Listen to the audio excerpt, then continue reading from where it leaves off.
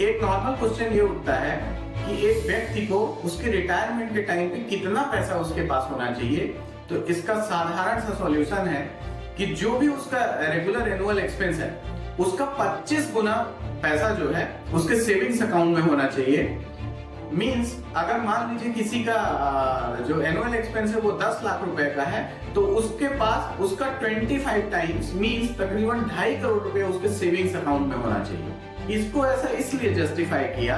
कि मान लीजिए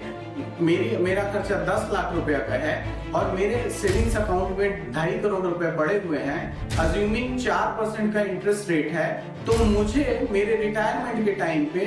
10 लाख रुपए का तो ब्याज ही आएगा। इसमें एक बात और ध्यान रखनी है कि रिटायरमेंट का एज जो है पर्सन टू पर्सन डिफर करता है। कोई व्यक्ति 40 साल में रिटायरमेंट चाहता है, कोई 45 में, कोई 50 में और कोई 60 में। तो ये जो रूल है वो उस व्यक्ति के लिए जिसका एज लगभग 60 साल के बराबर है, क्योंकि उसको इन्फ्लेशन का कम मार पड़ेगा, क्योंकि 60 साल का व्यक्ति है तो वो 20-25 साल और जीवित रहेगा, तो उसको इन्फ्लेशन का इतना फर्क नहीं पड़ेगा। लेकिन जिस व्यक्ति की एज कम है, लाइक अगर वो ये 35 साल है या फिर 40 साल है और उस टाइम पे रिटायरमेंट चाहता है, तो चूंकि इन्फ्लेशन का जो है फर्क पड़ेगा, तो उसको 25 गुना का सेविंग में पैसा सफिशिएंट नहीं होगा, उसको 40 गुना और 50 गुना का